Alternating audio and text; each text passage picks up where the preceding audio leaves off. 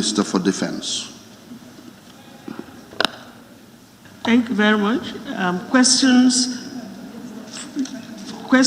for which due notices were given to Honorable Minister for Defense by honorable members for oral reply. Question number 8 of 2020, honorable member for Birkama North. Number 8.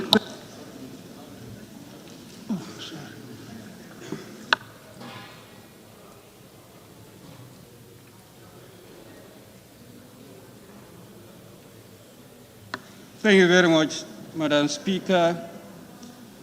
Honorable Speaker, in a follow-up to my parliamentary question on the issue of relocating the firing range at Birkama, Jamisa, due to the threat it poses to the community, the then Vice President convened a meeting in our office involving the Council of Elders of Birkama, the Army, NAMS of Birkama, and the Fiscal Planning. Can the Honorable Minister for Defense inform this Assembly the location of the identified land and how far the Army has gone with the said decision or plans to relocate the firing range?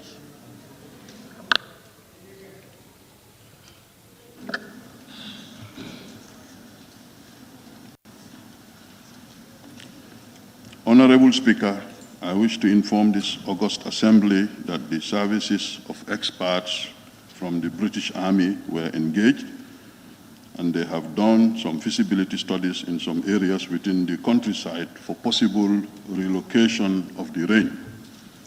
This process is ongoing, and we expect it to be completed in due course. Honorable Speaker, my ministry, in collaboration with the Gambia Armed Forces, continues to capacitate the members of the Gambia Armed Forces in line with international best practices.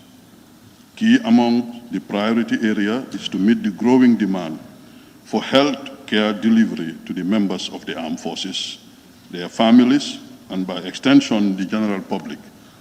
Honorable Speaker, honorable members, we intend to build a military hospital at the Lance Corporal Bojang Memorial Range in Birkama once a new site is identified for the location of the range.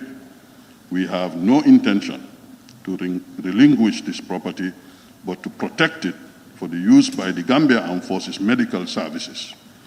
This, as you know, Honorable Speaker, honorable members, will not only serve the armed forces, but will also serve the community of Birkama and the general public at large. I beg to move, Honorable Speaker. We have supplementary questions from honorable members. Birkama North, you have supplementary questions? Yes, to be specific, we intend to build a military hospital once a new site is identified. To this point, are you telling me that a new site is yet to be identified?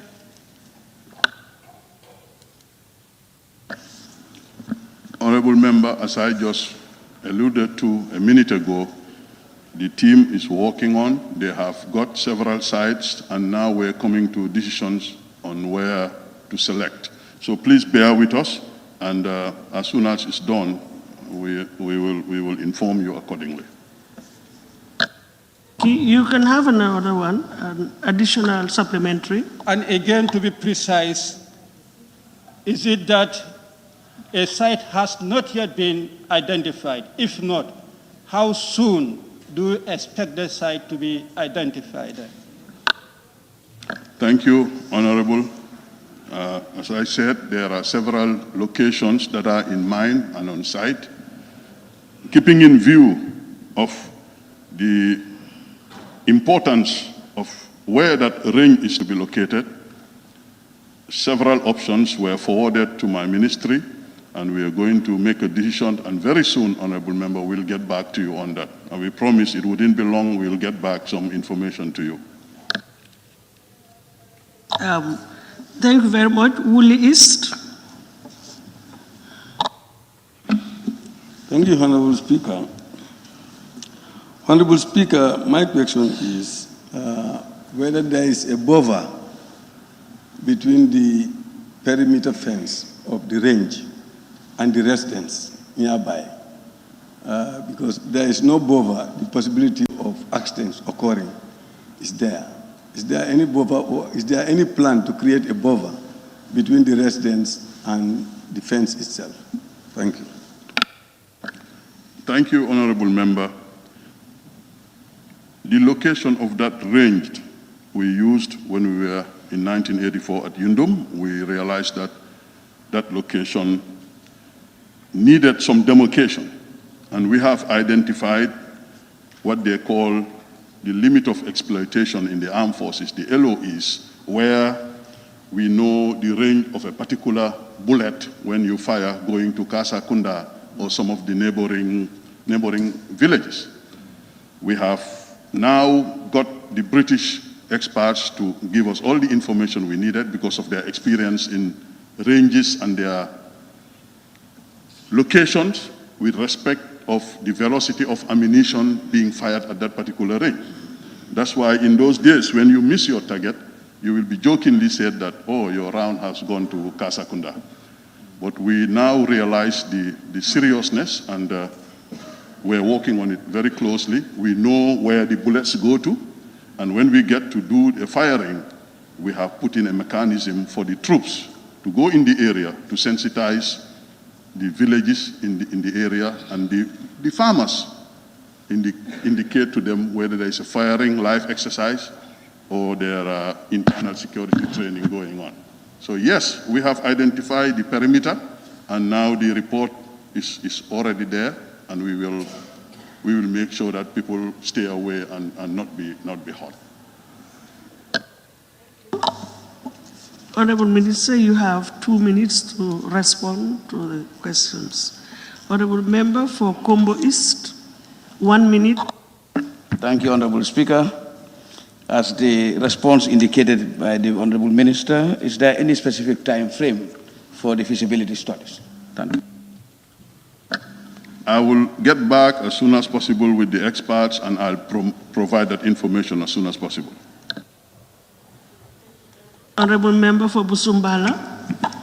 Thank you very much, Honorable Speaker. Honorable Minister, when the range at Brikama was established, I know there was no intention to relocate it, but there are issues that combine to it now. There is claim for relocation. Remember, you have 1 minute to ask your question. Then you break me for 30 seconds.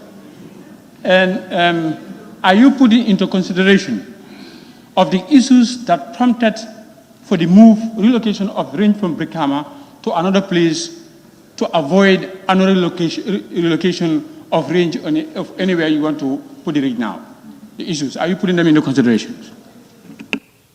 Yeah, thank you, Honorable Member. Yes, that is in consideration. That's why we have experts. We just didn't go and do it ourselves. We have people who are quite au fait, like our range in Farafenye, Palodi or something. We make sure that, yes, that is put into consideration. Very much. Honorable Member for Fonyi Brevet. Honorable Speaker, I would like to withdraw my question. It was adequately dealt with.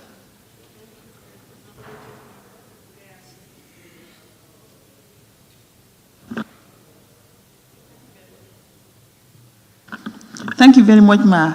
I would like to ask the Honorable Minister, since this is going to be a training, why do they use live bullets instead of rubber? Thank you. Thank you, Honorable Member. Yes, sometimes in the armed forces, we do what they call live firing exercise. We have to be realistic. We have to, this is business. That's why defense and security is something very sensitive and something which is part of our mandate, the armed forces, that in some areas you do some live exercises. Because when, God forbid, you engage into battle, there will be no blank rounds. It's going to be live rounds. So it is part of the CDS's training directives that annually some troops will be identified to do some live firing exercise. That's just the way it happens.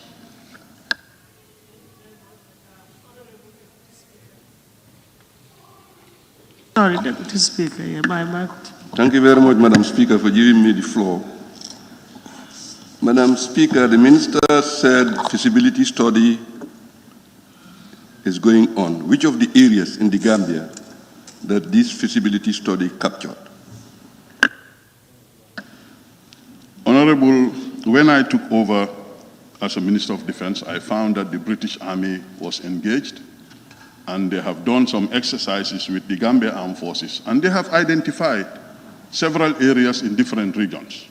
As I said, I will now be in a process of studying and going into details to see what options among the areas in the country they've got. I have not laid my hands on the project, on the feasibility study, but I know the British Army training came here, did exercise with our armed forces, and they were tasked to look for areas. And as soon as possible, being the chair of the Defense and Security Committee, I promise you that I will get back that information as soon as possible.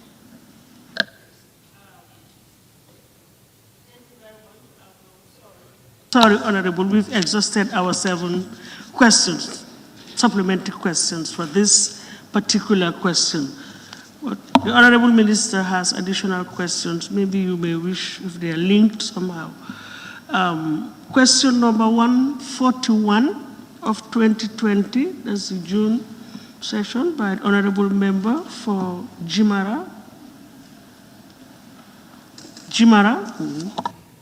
Thank you very much, Honorable Speaker. Honorable Speaker, can the Honorable Minister for Defense tell this August Assembly whether there are any joint security agreement signed between the Republic of the Gambia and the Republic of Senegal? And if so, can the said agreement be provided to this August Assembly?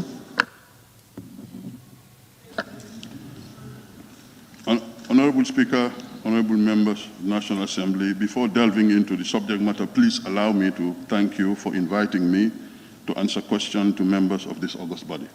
This clearly indicates that democracy is steadily growing, and this is what all Gambians have been yearning for, and it must be jealously guarded. Madam Speaker, honorable members, it is public knowledge that the Gambia and Senegal signed a series of defense and security agreements and memorandum of understanding since independence. This is so given the fact that Senegal and the Gambia are condemned by destiny to be neighbors, and it is not our choosing, but Allah subhanahu wa ta'ala's. Equally considering the geographical proximity of the Gambia and Senegal, and very close and strategic nature of our relationship between the two countries, it will not be out of place to have cooperative frameworks in place that will have the effect and potential of bringing the two countries much closer. Honorable members, as you may be aware, no single nation, no matter how powerful, has monopoly of power and the wherewithal to provide total security to her people. Without, of course, for people without strong partnership with our neighbors, premise on mutual respect, the rule of law, especially in the fight against terrorism and transnational crimes. Essentially, therefore, nations enter into agreements to better protect our citizens and national interests. The defense and security agreements that the Gambia had with Senegal are basically intended to achieve that objective, honorable members. They are mutually beneficial agreements and not in any way an attempt to surrender the sovereignty of the Gambia, as often wrongly portrayed by some quarters. It is within this framework of these agreements that Senegal gave access to Gambian Armed Forces training slots to come to their prestigious military training institution. As a result, they have trained 300 personnel of the new Presidential Guard. Therefore, the agreements will only help to cement the already very cordial relationship between the governments and militaries of the two countries. Honorable Speaker, bilateral and multilateral agreements are often based on collective bargaining, which does not confer advantage to anybody. Usually trade-offs in the overall interest of nations are considered. Madam Speaker, it is prudent to inform this august body that the latest agreement on defense and security cooperation between the government of the Republic of the Gambia and the government of the Republic of Senegal was signed on 4th March 2017. 4th March 2017 in Dakar during the first Senegalo-Gambian Presidential Council. In order to operationalize the agreement, a protocol called the Protocol on Operational Agreements for the implementation of the right to cross-border hot pursuit and joint or combined patrols was signed on 12 September 2018.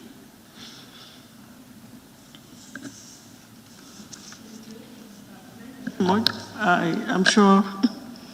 Yes, thank you. Thank you very much, Honorable Speaker. I never heard of a Gambian security entering Senegal, shooting a Senegalese. But then you are aware, and your office is aware, some back of 3 months, one can say 3 months back, it happened in URR, where a Senegalese security enter in the Gambia, shoot a Gambian and take that Gambian to Senegal. No, Honorable, I think that is outside the purview of the question. No, what I was expecting was for you to ask the second leg of your question.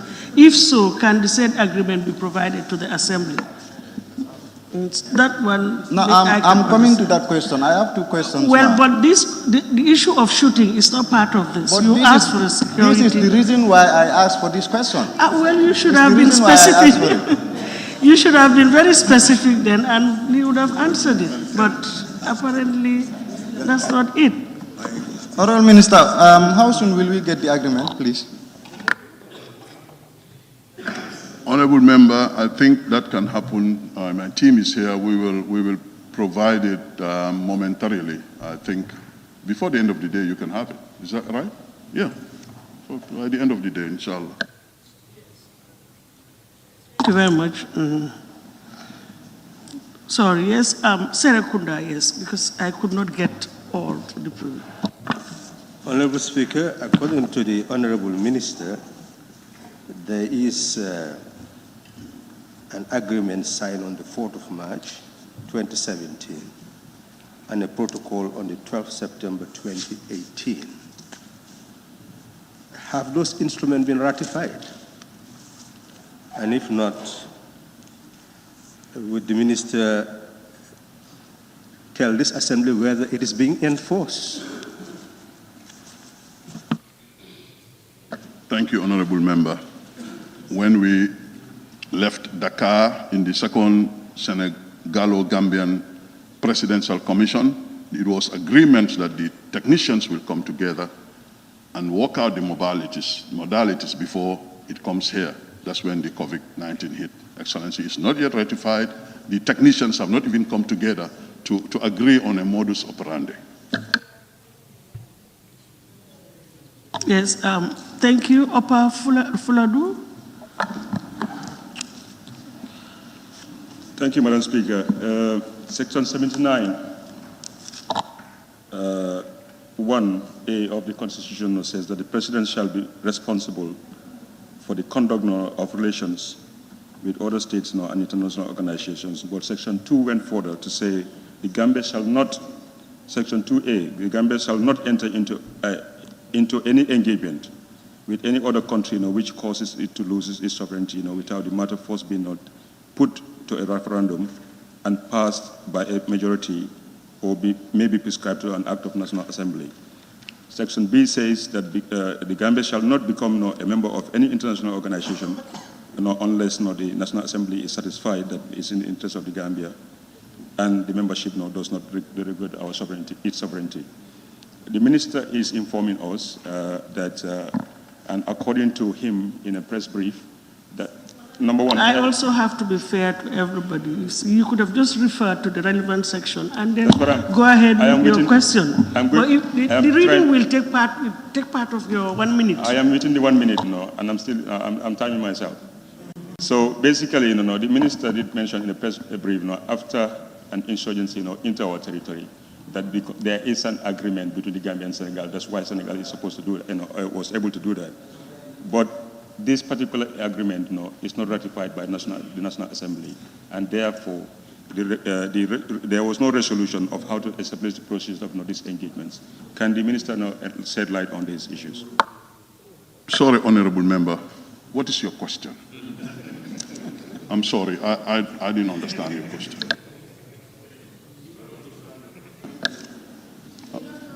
I thought the Honorable Minister did indicate here, I stand to be corrected, that the agreement has been signed but not yet ratified. They're working on a framework and then it will be brought to the National Assembly.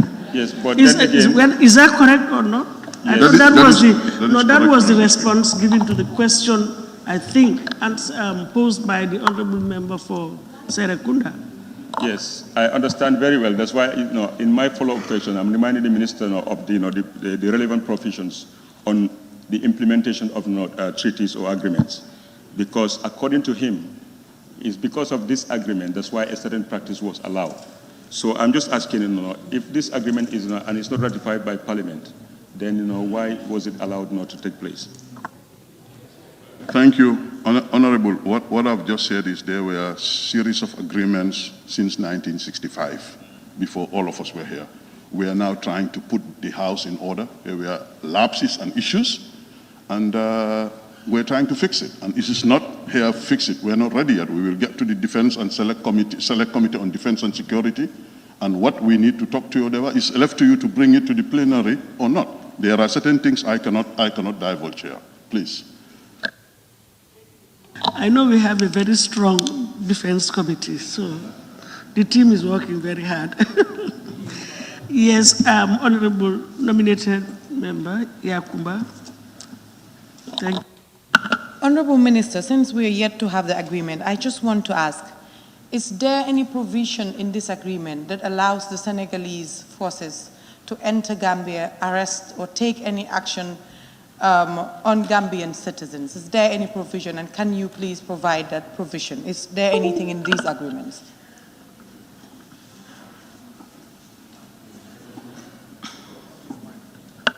Thank you, Honorable. I think that I don't want to jump the gun. It looks like there's a question that will answer that. So for your information, there is a question that will automatically answer your question. So I don't want to do justice to that question. I think you will, please.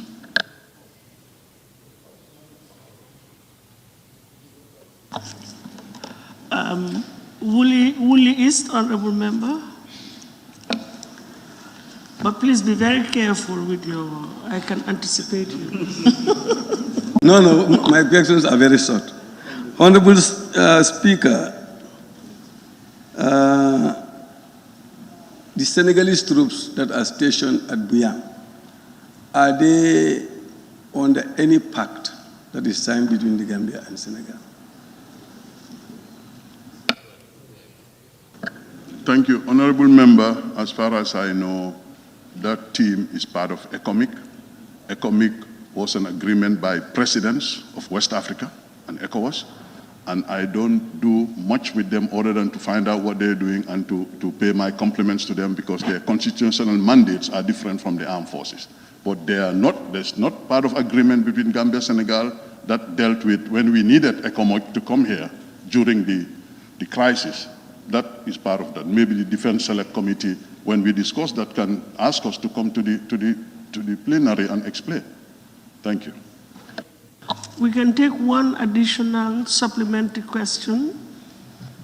No? Okay, then I take it we move on then to the next question, which is question number 142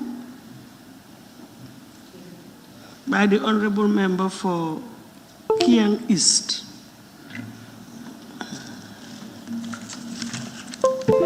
Thank you, Honorable Speaker. Honorable Speaker, can the Honorable Minister for Defense explain to this August Assembly what the Hot Pursuit Pact finalized in Senegal is all about? And can he share this pact with the August Assembly? Honorable Speaker, in addressing question 2, I would like to inform this august body that hot pursuit is a military term which means going after individuals being pursued for unlawful infringement across national borders. It is a very sensitive issue because without an agreement to that effect, chasing individuals across national borders will amount to violation of that country's national territorial integrity. The terms of the hot pursuit agreement gave parties equal rights under the framework. The conditions for cross-border hot pursuit agreements are as follows. The defense and security forces of the pursuing state may, without any prior authorization, pursue an individual or group of individuals involved in activities that can be qualified as crime or violation, especially subversive activities or illicit trafficking into the territory of the state of refuge based on the following conditions. Any hot pursuit operation shall be communicated to the state of refuge when crossing the border becomes unavoidable. In emergency cases, the hot pursuit shall be communicated as soon as the border is crossed. The defense and security forces of the pursuing state may use all communication means, including the pre-established channels between the two operating staff commands or the attached military units on both sides of the border, to inform the defense and security forces of the state of refuge. Once notified, the state of refuge shall inform its different local entities and provide assistance to the defense and security forces of the state of refuge. The defense and security forces of the pursuing state shall easily identifiable by defense and security forces to the state of refuge. Any use of weapons by the pursuing state officials shall be controlled and limited to the means strictly necessary for the restraint of the individual or group of individuals pursued to minimize any collateral damage in the territory of the state of refuge. All hot pursuits shall take into consideration the populated and sensitive areas in the refuge state to avoid collateral damages. Beyond 5 kilometers, honorable members, the pursuit becomes a joint operation between the defense and security forces of both states. Honorable Speaker, honorable members, the cross-border hot pursuit was signed on 12 September 2018, Dakar. However, what is lacking is how the commanders could operationalize the agreement by working out the modalities and establish communication channels among our security forces. Equally, it is essential to inform this august body that during the second Senegalo-Gambian Presidential Council held in Dakar on 11th March 2020, the Joint Military and Security Commission was tasked to expedite the modalities on the conduct of cross-border hot pursuit, joint patrols, and conduct of joint training and exercises. However, the process was hampered by the outbreak of COVID-19. Honorable Speaker, I beg to move.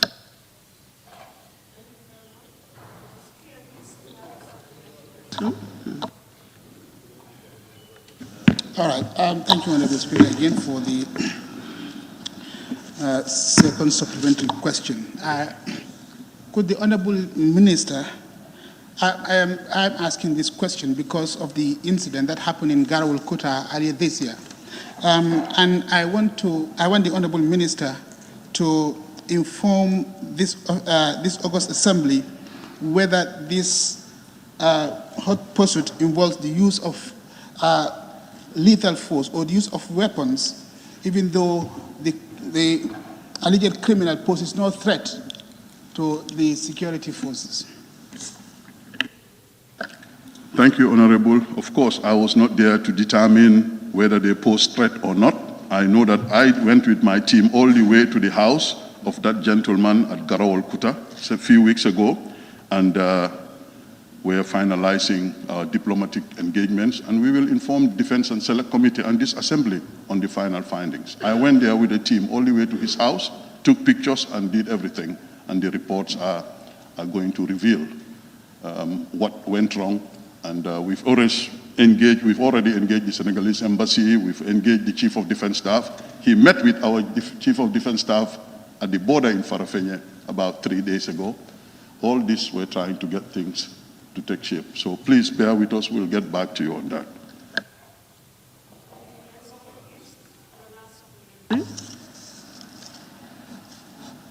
Yes, go ahead.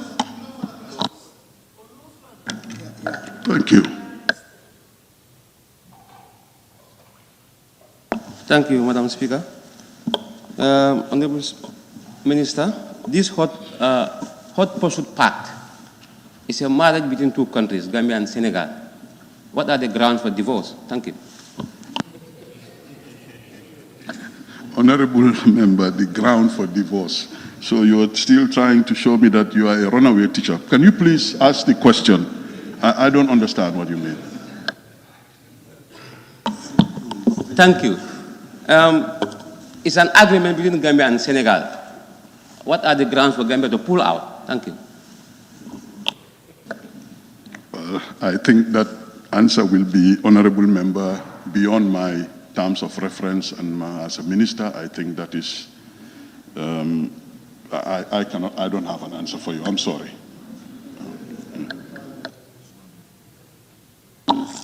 Thank you. Lower Nyomi.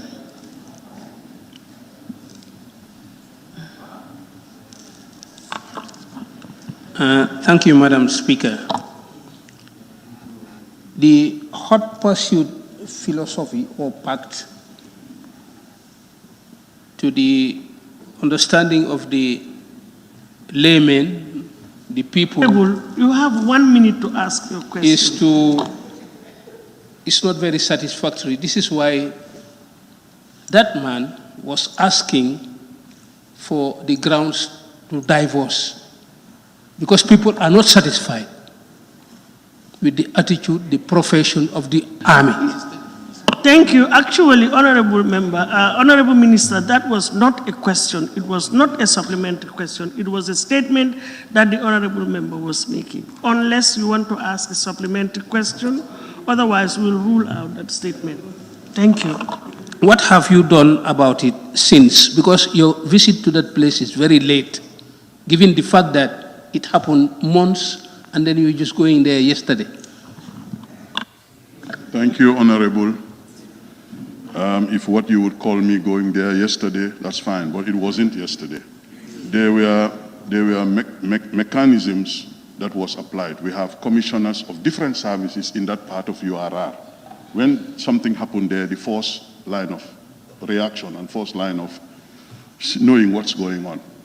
And as I said, there were discussions behind the scenes, both diplomatic and with the armed forces. And my going there was just trying to do my routine checks as a Minister of Defense, but not specifically to go for that reason. But please, it's the decision of Gambians, what they want to divorce or what they want to keep.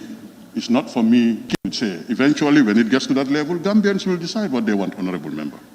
Thank you. Fonyi Bintang Karanlai, Honorable. Thank you very much, Madam Speaker. Honorable Minister, you mentioned that both parties can enter 5 kilometers into their territories. Compare the size of the Senegal and Gambia. Gambia, from Senegal to Gambia, some areas 5 kilometers deep into the Gambia.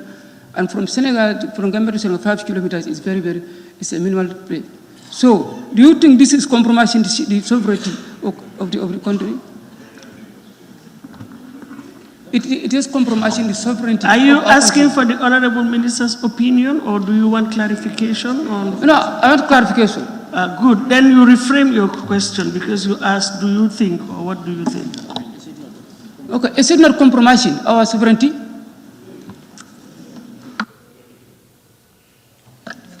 Thank you, Honorable Member.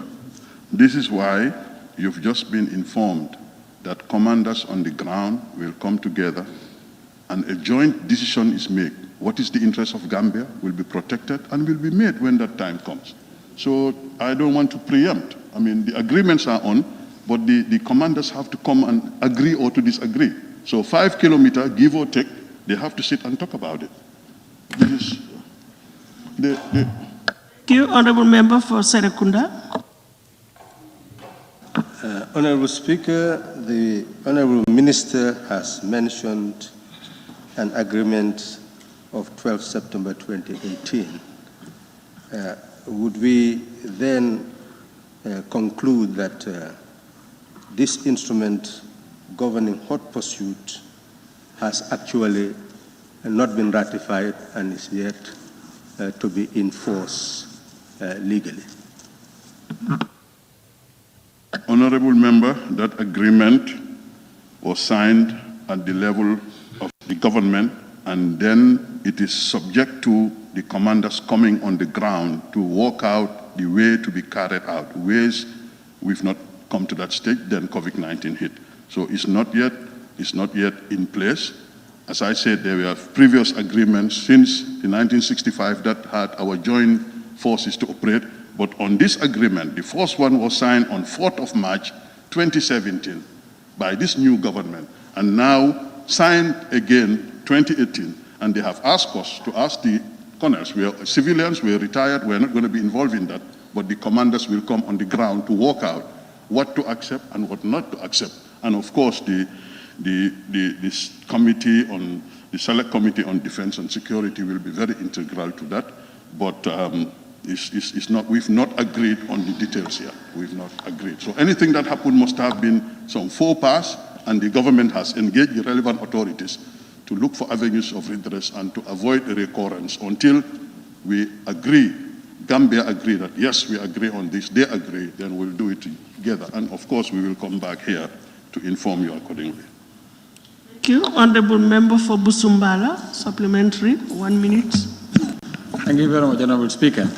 Honorable Minister, I want to know this hot pursuit pact, whether it's an institutional agreement, that means between the Army of Armed Forces of Senegal and the Gambia, or not international agreement. Because what I believe, if it is an international agreement, it has to be ratified in the National Assembly.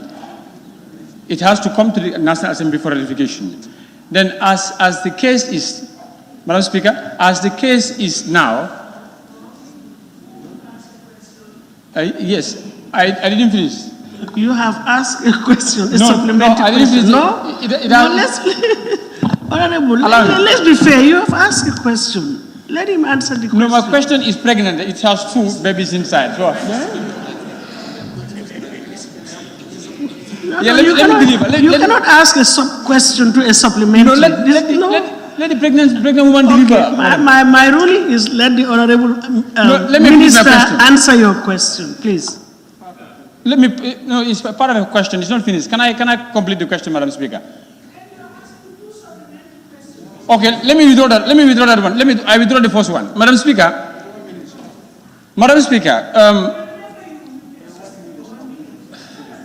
very good.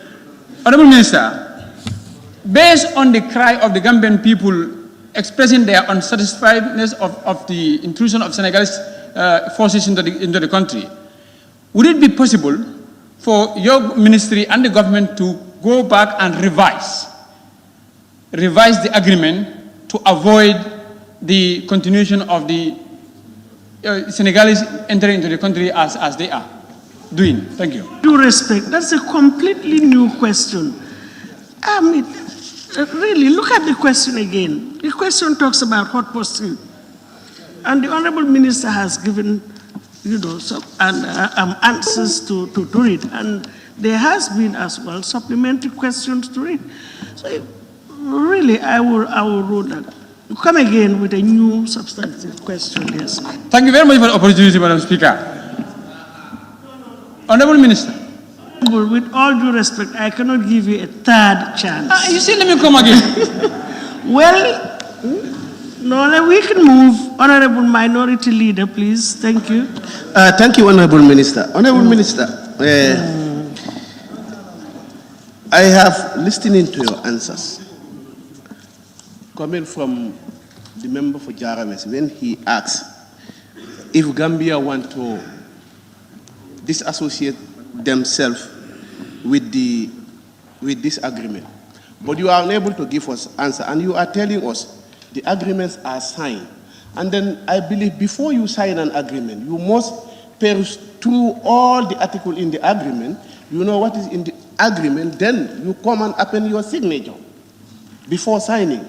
So if you are telling us that you have the agreement are signed, but you cannot tell us whether in any of the articles that if the Gambia want to divorce themselves, actually there is a provision in the article.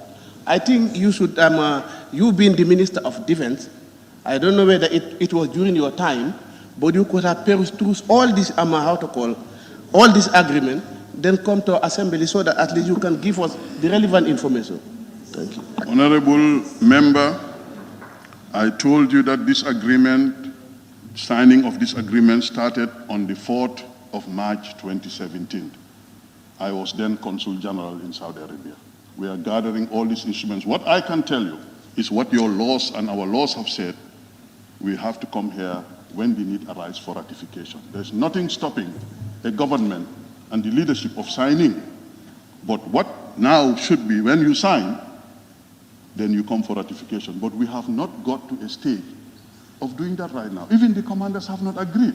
on what to do. So to us, anything happened is something that was, as I said, a faux pas or some errors that happened, and we are trying to fix. This government is trying to fix these things we have inherited. There was nothing like this before. And no Minister of Defense had ever come here to talk about border issues and something. I think we should appreciate, and let me repeat, they are mutually beneficial agreements and not in any way an attempt to surrender the sovereignty of the Gambia as often wrongly portrayed by some quarters. With due respect, honorable members, we are on what you want for the Gambia, that's what I want for the Gambia, and we are going to protect the sovereignty of this country when the time comes to bring it for ratification to the plenary. Thank you. Upper Fuladu West. Thank you. Honorable Speaker, can the Honorable Minister, if he has any information on this agreement, since he didn't partake in the initial signatures, can he shed light on the limitations of the framework or the parameters of what is contained in this agreement as pursuits are concerned? Yes, I think that's the question. Honorable Member, I think, unless if I am allowed to read it again, I've already read the conditions of our agreement. Until when I concluded, we talked about 5 kilometers into each other's country. If I am allowed, I can read again the agreement on hot pursuit. Already done that, so that will amount to a repetition. I don't think it is necessary. See, we avoid this rephrasing of questions and just ask direct. For the last time, I will allow it, but please, next time, let's try. Yes, the minister did inform us about some of the limitations. I'm asking him, is that the only limitations, or there are other limitations? Given our geographical standing in this agreement, Gambia is surrounded by Senegal. Maybe Senegalese can run from Senegal into other jurisdictions, but Gambians cannot run from Gambia. But don't you think that when the agreement comes before the National Assembly, you will have more than enough opportunity? As I said, the Defense Committee is very strong, and I'm sure you're looking forward to that. So let's wait for that time. Thank you very much.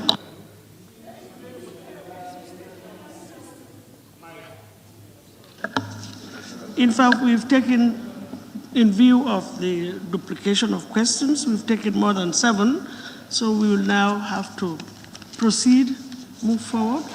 And the Honorable Minister had 2 questions, one from Jimara, the other one from the member for Kiang East.